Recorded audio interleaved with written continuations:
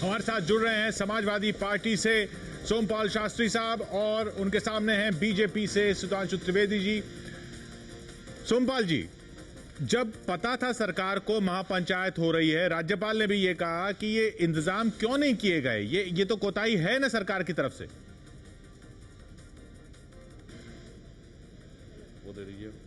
जी नहीं, बिल्कुल कोताही नहीं है। प्रशासन ने पर्याप्त प्रबंध कर रखे थे और ये सूचना है सब लोगों के पास। मैं तो वहीं का रहने वाला हूं, उसी क्षेत्र का, कि जो लोग अगर शांति प्रियता से और शांत रूप में जाते, सभा करते तो कोई रुकावट नहीं होती।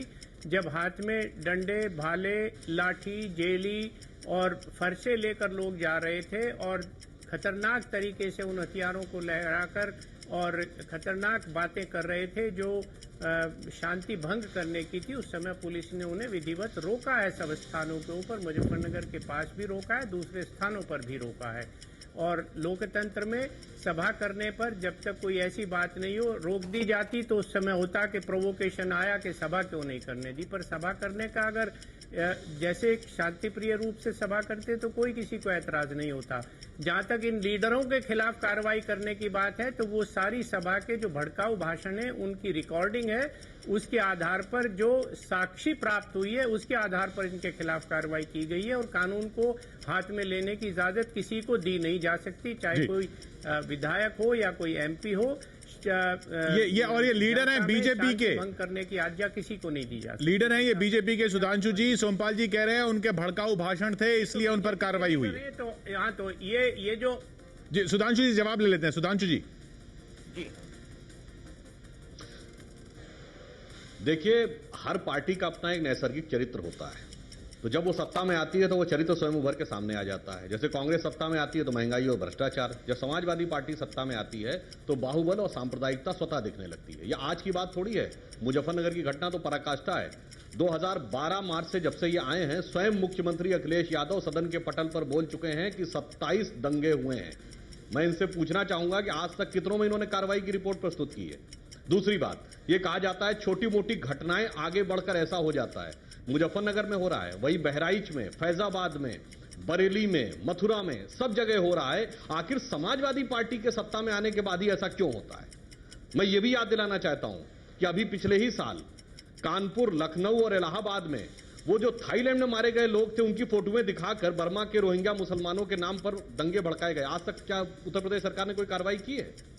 मूल उद्देश्य यह है कि उत्तर प्रदेश सरकार की भावना सांप्रदायिक राजनीति से प्रेरित है और इस कारण से ये इस दिशा का सही समाधान नहीं कर सकते। उत्तर प्रदेश के एडीजी लॉ एंड ऑर्डर ने स्टेटमेंट दिया है कि कम्युनल डिवाइड इतना गहरा है कि हम कुछ नहीं कर सकते। मेरा सीधा प्रश्न है कि कम्युनल डिवाइड उत्तर प्रदेश में सपा के सरकार में आने के बाद ही इतना गहरा क्यों हो जाता है? जवाब आपका सोमपाल जी।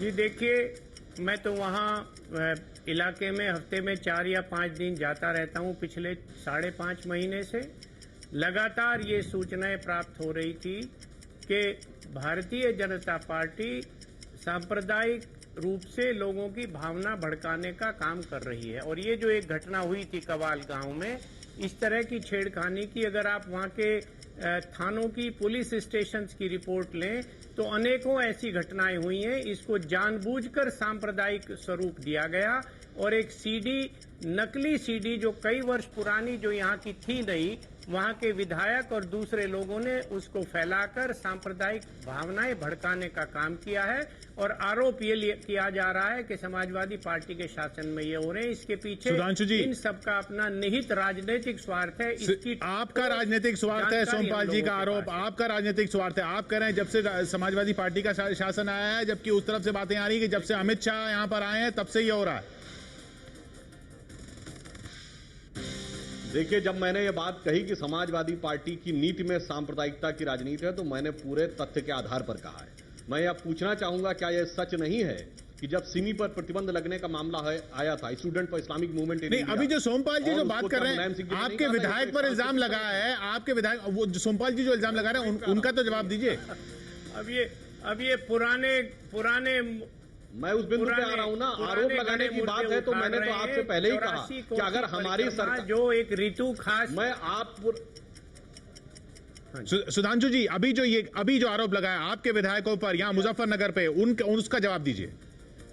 मैं अभी के आरोप पे आ रहा हूं, मैं जवाब दे। 84 कोसी परिक्रमा के मुद्दे के ऊपर आजम खां जी ने बयान क्यों दिया? उनका महकमा था क्या? उनका इलाका था क्या? उनसे संबंधित विषय था क्या? क्यों बयान दिलवाया? ये दर्शाता है सरकार की नीति क्या है। दूसरी बात, अभी का उदाहरण देता हूं। पहले जो ये पूछ रहे हैं कि मुजफ्फरनगर में जो भड़काऊ भाषण दिए उसके ऊपर क्या उत्तर है आपका?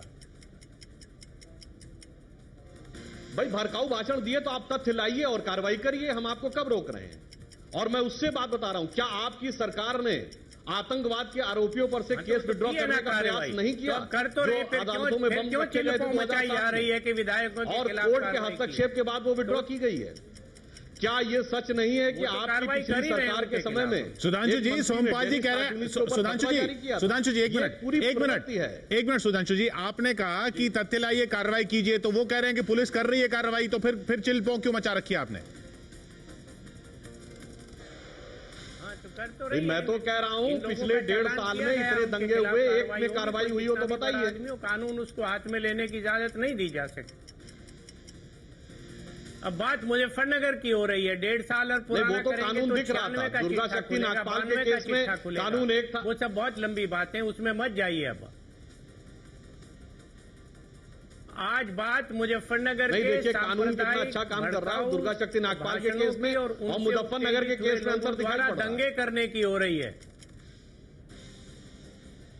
सुधांशु जी, अगर आपके विधायकों पर आरोप है, आपके विधायकों पर भड़काऊ भाषण का आरोप है, तो क्या उन पर कार्रवाई इसलिए नहीं होनी चाहिए क्योंकि वो राजनीतिक पार्टी से जुड़े हुए हैं?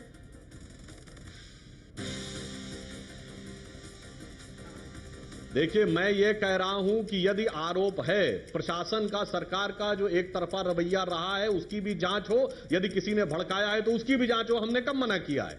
इन्होंने पिछले 1.5 साल में एक दंगे की कोई जांच रिपोर्ट प्रस्तुत की हो तो हम इनकी ईमानदारी को मान लें। इनकी तो उस पर सत्यनिष्ठा ही संदिग्ध है। 1.5 साल में एक भी दंगे की जांच की रिपोर्ट नहीं दे पाए। तो अब आप दूसरी बात बताता हूं। तो उत्तर प्रदेश सरकार ये इस समय और क्या कर जो कांग्रेस और समाजवादी पार्टी, पहले वो बोल लें उसके बाद मैं बोलूंगा। सोमपाल जी, आप पर इल्जाम ये है कि दुर्गा शक्ति नागपाल जैसे केस में तो सरकार 40 मिनट में एक्शन ले लेती है, यहां पर इतना इंतजार किया जाता है कि महापंचायत भी हो रही है, सब तनाव दिख भी रहा है, तब भी कोई एक्शन नहीं हो रहा है। ये आरोप तो लगेगा ही ना।